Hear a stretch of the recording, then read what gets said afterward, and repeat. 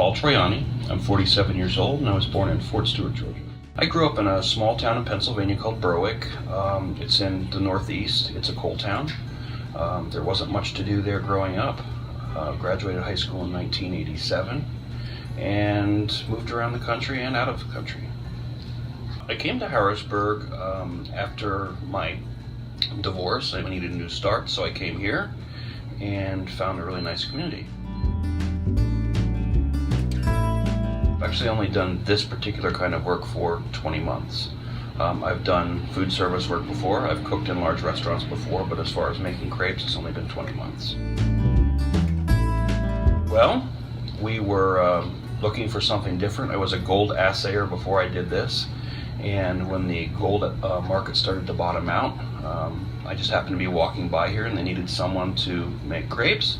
I came in, they hired me on the spot, and it's really awesome.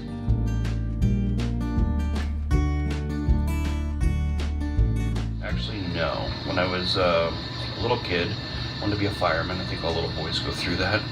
I wanted to go to college, but I had 6 people in my family, so the only way to go to college was join the military. I was actually a clinical psychologist before this, and when I disliked that, I just fell back on the old food service.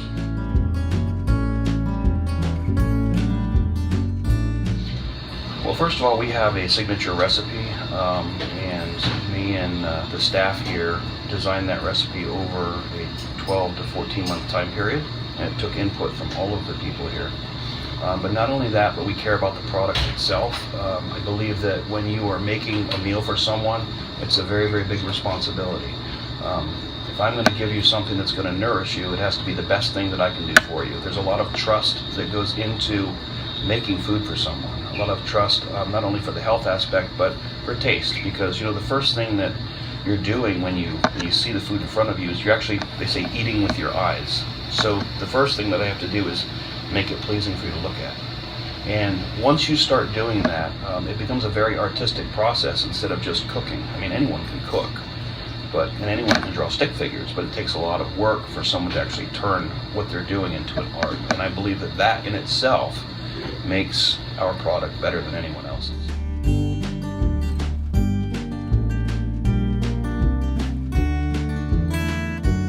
Well, it's not just a crepe shop, it's going to be a full bistro, where Starbucks used to be in the Whitaker Center.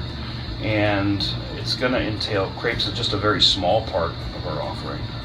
What we would like to do is offer different types of food: sandwiches, crepes, salads, soups, any kind of pastries. My family has 2 pastry shops in the Berwick area, and that goes back 4 or 5 generations. Also, when we do start that shop, we're going to do something that a lot of people haven't done. And if you come in and want to buy yourself a meal, you can say, all right, I'd like to buy another meal for someone else.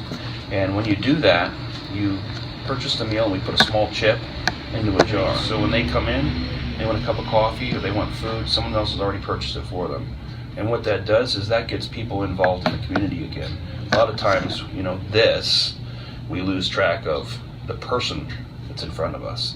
I've seen 2 people sitting here on a date and they're texting other people, they don't even look at each other. And with our society now, social media gets people far and farther detached. We think that we're more involved, but we're really not. By doing something like this, we're taking the humanity and putting it back in front of you. Here's a man that needs a meal. You don't know him, but you just bought him a meal. I just really think that's going to be an awesome development.